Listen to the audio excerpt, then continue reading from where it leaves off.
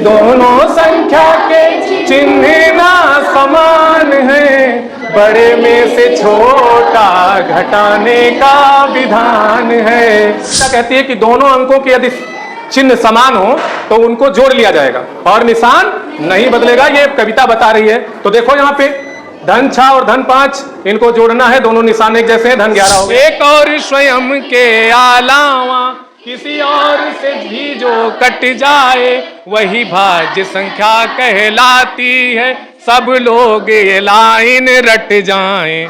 बच्चों आज देखो हम आपको पूर्णांक संख्याओं का जोड़ घटाव गुणा भाग पढ़ाते हैं। पूर्णांक संख्या सब लोग जानते हो, पिछली क्लास में पढ़ाया गया है। और हम पहले एक कविता पढ़ते हैं। देखो कविता हमने लिखा है यहाँ पे, है ना?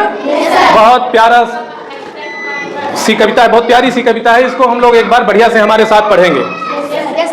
दोनों संख्या के यदि चिन्ह हो समान, दोनों संख्या के यदि चिन्ह हो समान, दोनों संख्या जुड़ जाए पर बदले ना निशान, दोनों संख्या जुड़ जाए पर बदले ना निशान।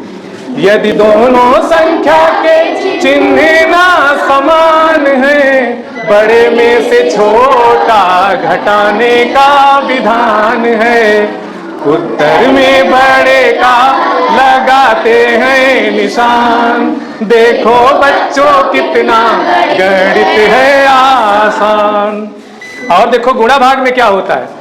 गुणा भाग में एक से निशान तो धन हो जाता है, चिन्ह ना समान हो तो ऋण में उत्तर आता है। याद रखेंगे अब तो नियम ये श्रीमान, देखो बच्चों कितना गणित है आसान। इतनी कविता हम अगर याद कर लें तो ये हमें पूर्णांक संख्याओं का जोड़ घटाव लगाना बहुत ही आसान हो जाएगा। देखो हमारी कविता कहती है कि दोनों अंकों के यदि चिन्ह समान हो तो उनको जोड़ लिया जाएगा और निशान नहीं बदलेगा। ये कविता बता रही है। तो देखो यहाँ पे धन 6 और धन 5 इनको जोड़ना है, दोनों निशान एक जैसे हैं, धन 11 हो गया। इसी तरह से ऋण 6 ऋण 5 है, दोनों को जोड़ना है, दोनों निशान एक जैसे हैं, जोड़ लिया, निशान नहीं बदला, 11 हो गया। इसी तरह से दोनों निशान जब एक जैसे नहीं होते हैं तो बड़े में से छोटा घटाने का, तो बड़े में से छोटा हम लोग घटा लिए, 6 में से 5 घटाए, बड़े वाले का उत्तर में निशान लगा देते हैं, यानी धन वाले का निशान लगा दिया, धन 1 हो गया। कोई दिक्कत है?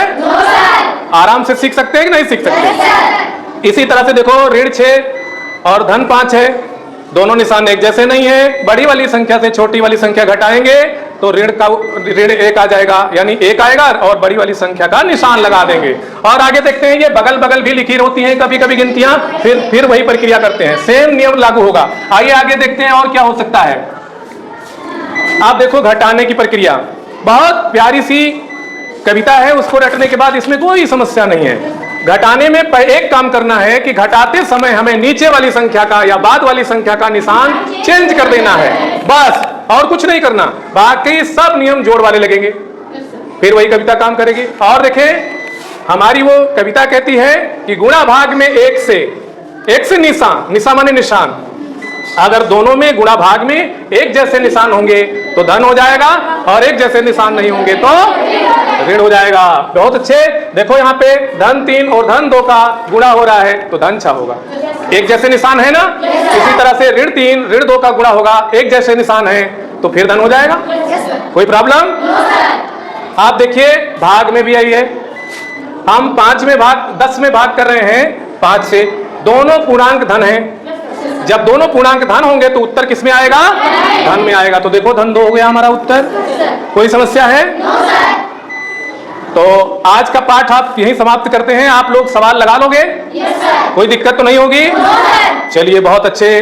चलो ये कविता पढ़ते हैं। अच्छा हमारे साथ आप लोग भी गाएंगे, पहले से हमने लिखवा रखी है, आपको याद भी होगी। चलिए। गिनती वाली संख्याओं को प्राकृतिक संख्या कहते हैं, वही पूर्ण संख्या हो जाती है जब 0 शामिल करते हैं।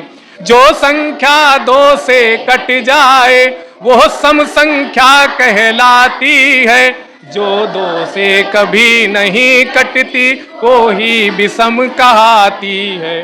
एक और स्वयं के अलावा किसी और से भी जो कट जाए वही भाज्य संख्या कहलाती है, सब लोग ये लाइन रट जाएं। अब आइए देखते हैं प्राकृतिक संख्या।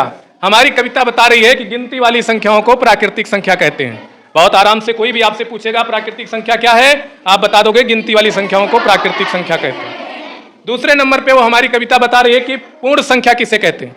तो पूर्ण संख्या गिनती वाली संख्याओं में जीरो अगर और इंक्लूड कर लेते हैं, शामिल कर लेते हैं, तो वो पूर्ण संख्या हो जाती है। अब आते हैं सम संख्या। जो संख्या 2 से कट जाए वो सम संख्या कहलाती है। तो जो 2 से कट जाए वो सम संख्या है। जैसे 2, 4, 6, 8, 10, इस तरह से 2-2 जोड़ते रहिए, सब सम संख्याएं आती जाएंगी। अब आएंगे विषम संख्या। जो 2 से विभाजित नहीं होती, 2 से नहीं कटती, वो विषम संख्या है। अब आते हैं भाज्य संख्या, जो बहुत ही इंपॉर्टेंट है और अच्छे काफी क्लास पढ़ लेने के बाद भी लोग नहीं बता पाते हैं। आइए देखते हैं भाज्य संख्या। वो कविता में हमने बताया है कि जो संख्या एक और स्वयं के अलावा किसी और से भी कट जाए वो भाज्य संख्या होती है।